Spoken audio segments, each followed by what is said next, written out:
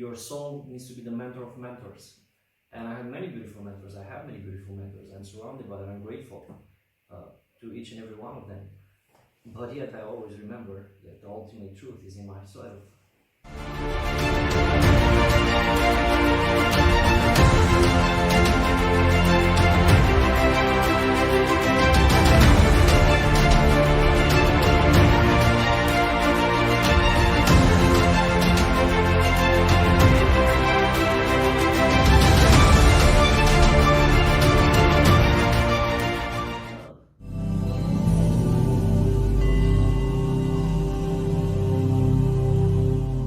It's wonderful when you find a master that dedicated his whole life in one thing.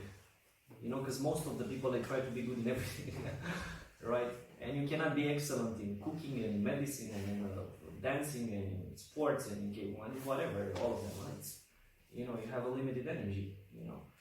But when a soul, and that's why I always acknowledge the master, like example, Wim Hof, we talked about, he's the master of breathing and ice. I mean, he's not trying to be a salsa dancer, right? If you see the Iceman being a salsa dancer, it's like, right? So he's the best in what he is, you know. So I always try to find the best knowledge in a certain area, you know.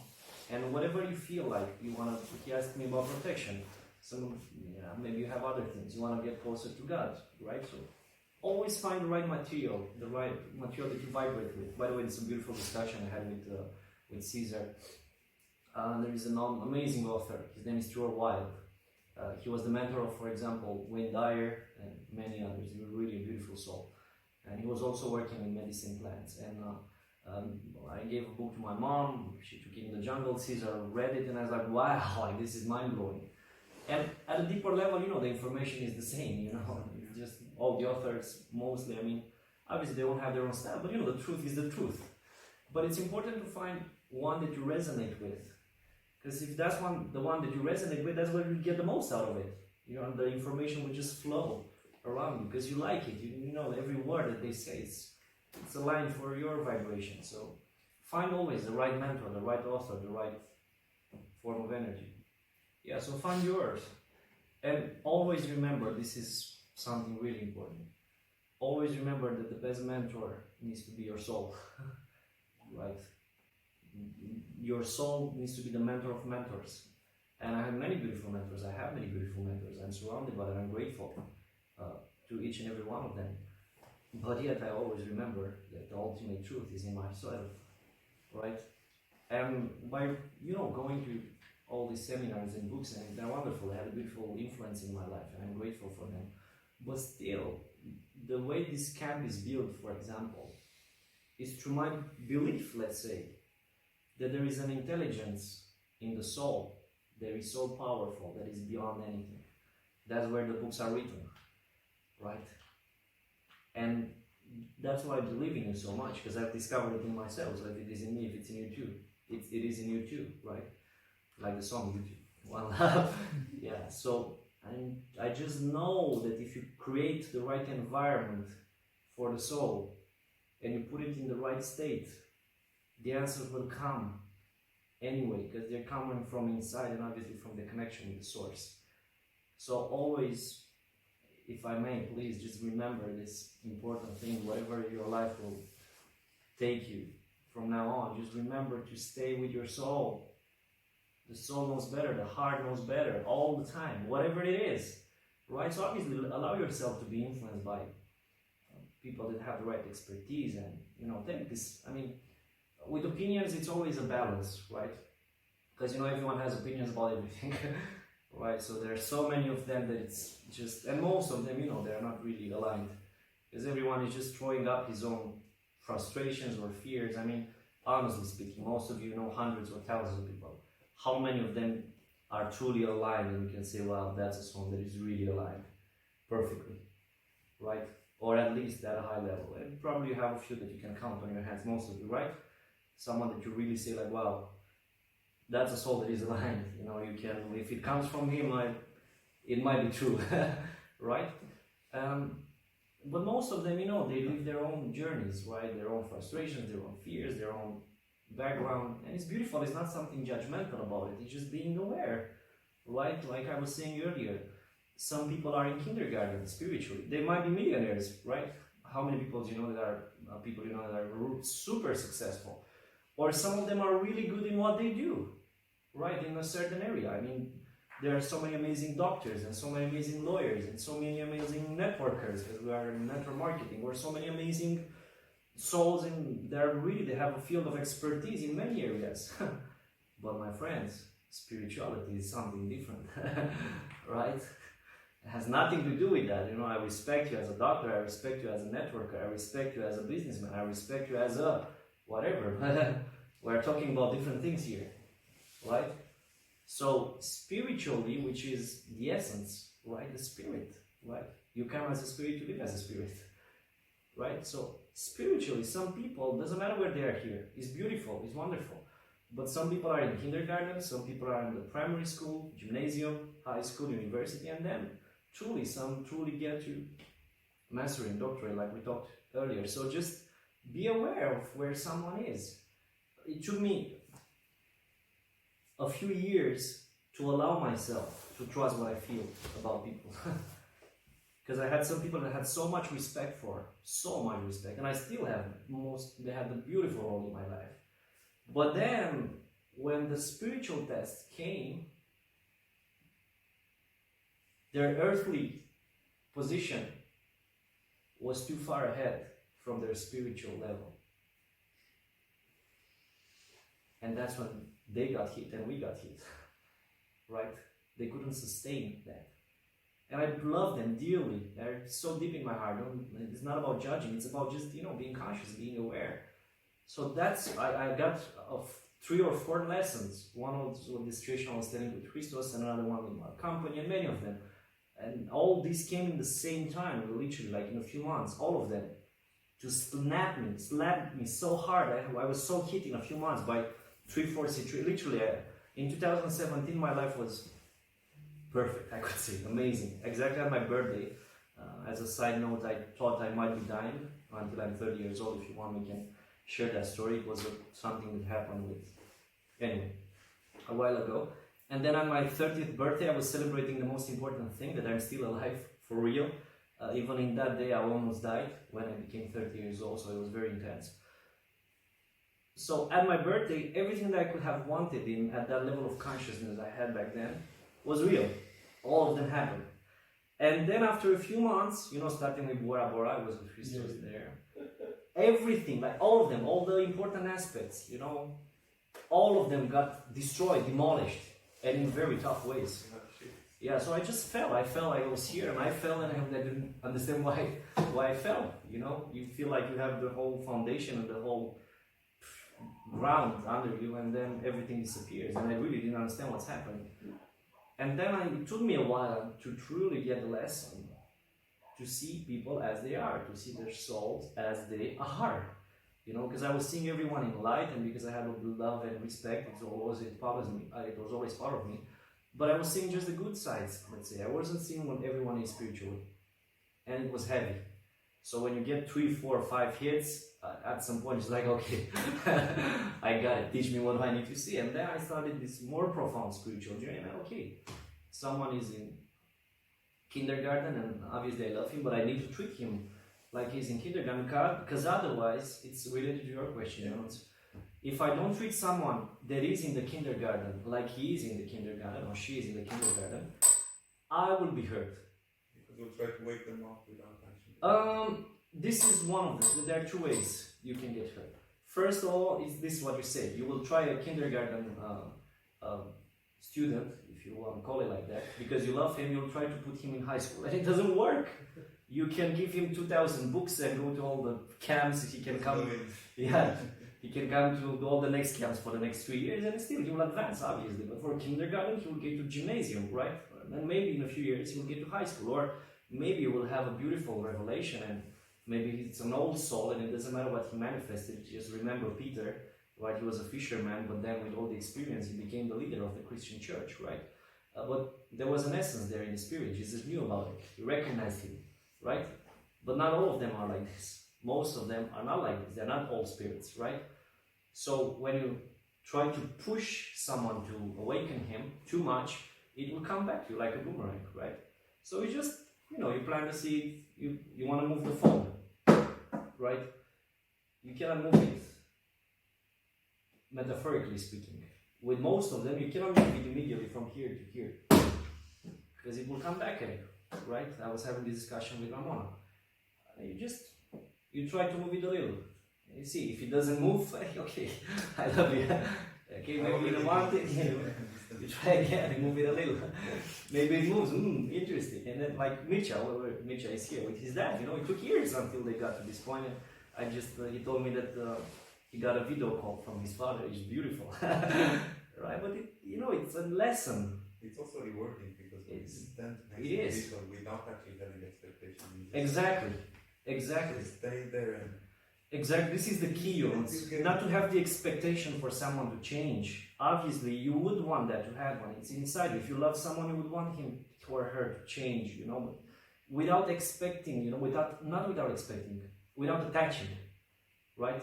If you attach to the change, that's when usually the change doesn't happen. Also to mention, but Ionuț is truly a beautiful story. He's really a survivor. He was diagnosed with plastic anemia. Plastic anemia, where you just decompose. I was supposed to have bone marrow transplant. So you can imagine how that is, and he didn't follow the traditional medicine because he knew that there is no chance to survive. By the way, they recommended him a diet with meat, 75% meat, and he felt that he needs to quit meat, by the way. And it's not, again, like he said, it's so beautiful, it's not that doctors are wrong or not wrong, they are wrong, but it's not they're doing it with a bad intention, that's their school, that's what they believe, they really believe, and sometimes they're aggressive in their beliefs because they have a good intention, right? But they just don't have the right knowledge sometimes, because there is more than the medicine knows. Trust the heart, and he's a beautiful example. He followed his heart, and look, he's here, he's alive for years, and he was saying, he told me a beautiful story yesterday that I asked him what made the change. He said, I was just acting like I am perfectly fine. And he said it again, I was acting like I'm perfectly healthy. So that's the power of belief. And maybe for all of us, that didn't have this kind of challenges, is a beautiful example, because when you are in the battle of life and death, literally, that's when you are really tested spiritually, right? Otherwise, yeah, beautiful lessons, we read the book and it's awesome. But when life hits, in whatever form, that's when you're tested, right? That's the exam you need to pass. But then in the test, guys, you can get a 4 or you can get a 10. Yeah. And this is unfortunately the sad truth. And most of the people, unfortunately, get a 4.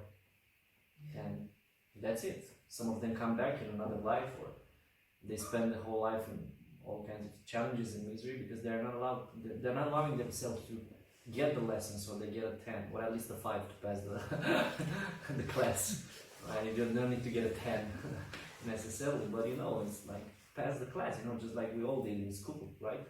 But it takes humbleness and really okay, I get it. Courage to follow your heart, sure. And there were 2 parts I said when you can get hit if you don't see them where they are. So one of them is this, what we talked about. When you are trying to infringe your perceptions to make them change. But the second one, you might get hurt by not protecting yourself from their behavior, right? Because if they're in the kindergarten, they will behave like a kindergarten. But if you see they're in high school, you expect them to ask like in high school and to know to have the knowledge of high school, but they don't, right? So when kindergarten behavior will appear, it will hit you and you won't know what's going to happen. And because you said that, because this is so important, now we connect the spiritual with the material. That's why, for example, everything I did, imagine how my life went in business. So to understand how heavy was the lesson. First business, I was 19 years old. My best friend came with a Greek guy that was importing some products from Greece. He didn't have too much money, but he was willing to give shares in the company. So basically we were 3 partners in the company, 33, 33, 33, whatever. And I'm 33 now, beautiful. We had a beautiful joke last night. And Adelina came, or Caesar, they're the 12 apostles. And it's like, perfect, 12 apostles, I'm 33. Scenario is complete, I'm joking about it. But we were 3 partners. And for 3 years, I got involved. Usually when I get involved in something, I am all in a relationship, in friendships, the ones of you who know me, I'm really all in. I put my heart and my soul in what I do. Otherwise, I don't get involved in small things if I don't feel right. So I got involved there for 2 years, but I was like, he became a father and a mentor for me, literally. Didn't have kids, I didn't have a son. It was also my best friend who was in the middle, and he was a partner. They were 50-50 in the company, and we were supposed to make the papers whenever. It wasn't a problem. And I kept postponing and postponing and postponing, and his state changed after 2 years. The business was working. We were in tens of the most amazing restaurants you can imagine in Bucharest. And when we started making money, I was 20 years old, and I felt like, wow, this is my life. This is what I will do for the rest of my life. It's the business, my business. I love them. We're in a family. But then the change, exactly what Christos is saying. His state changed. And then he just made everything possible to throw me out of the company. Not to throw me, because there was nothing to throw me out of. I didn't have any legal shares. Yeah, so I was forced to leave. I had no legal background. And I suffered. That was one of my first traumas. Right? It was really, I mean, now I talk differently. Right? It's a beautiful lesson, but then it was really painful. Right? I had to go, I was for 3 months, I went back to my mom, and I stood in my house where I was born, and I healed, obviously, and then another beautiful opportunity came, and I changed my state, and it all went beautiful. But then this one I cannot talk about. But then it happened again at some point, and this time it was really, really deep. Actually, I can say something.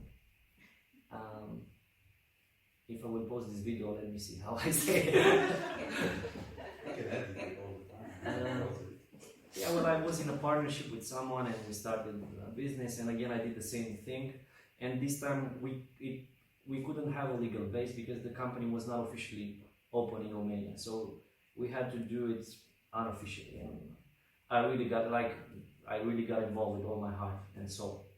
And then something happened, and for a few weeks, let's say, I was in the business, but I was out of the business. And there are very few people that knew about it. But that was one of the most beautiful spiritual awakenings I had. Because I don't need to share what happened, but let's say I didn't have any legal ownership on the account that I was building in that company. I had nothing anymore. But I was, for the people, I was the leader, right? For everyone, even Caesar appeared already. So, and imagine every day I was doing presentations for our company. Every day, 8 o'clock, Monday to Friday. And at the beginning I had the financial benefit also, so it's a beautiful exchange. I believe in what we do, it was honorable. We were doing something good that was really impacting people's life. But then after half a year, I got this situation. For a few weeks, I wasn't earning any money. I had no legal thing, nothing, imagine nothing. And then something beautiful happened. That was one of the biggest tests that I had, and I got a tank. And I'm saying it gratefully and humbly, but I said, like, okay, I'm not in the company anymore, but what do I do with this soul? I mean, they will follow me, not anyone else. And it was a beautiful vision, and it was really a responsibility. I gave a huge vision that we can officially change the travel industry in Romania and many things. And I'm not part of it. But still, the souls believe in me. I cannot go out. I mean, whatever. So I just went, and for a few weeks, Shazar knows, I was crying and being in the back, but then I was going and I was doing a presentation again, and I was sharing the same vision for weeks. It was beautiful. I mean, it was one of the most, I jumped from from the 5th class to the 8th class. That's what I felt in that moment. It was just pure servant leadership. That's how I can call it. It was nothing about Razvan anymore.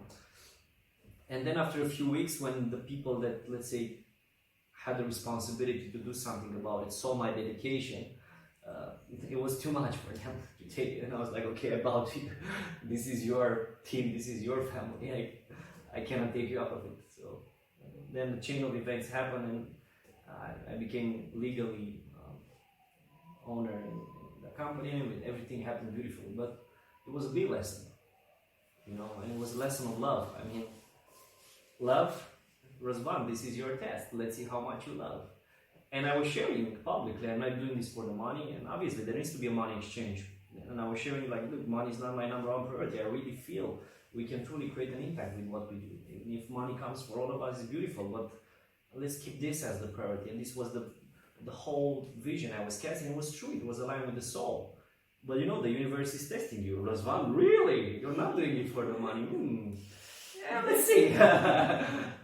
You know, so then, you know, it was a clear sign. It was beautiful. I really transcended a lot in that experience. And now the third thing, again, the same experience that Christos is talking about. I mean, we acted like kids, and this is the unification between the spiritual with the material. When you believe in someone, maybe there is a beautiful relationship, like he said, but you don't know what's going to happen in 1 year, 2 years with that soul. Maybe he will go in a bad state, right? So that's why it's really important to have also the material, the legal thing aligned, you know, all the contracts, all the deals. I mean, what is good for you, what is good for me, right? Let's align, you know, it needs to be good for you and for me at the same time, right? It's a fair exchange of energy, right? But then let's put it on paper. Let's have also the earth background, the earth foundation, the earthly foundation, the legal part. And imagine it took me 30-something years to really get this lesson. And, you know, unite the two worlds.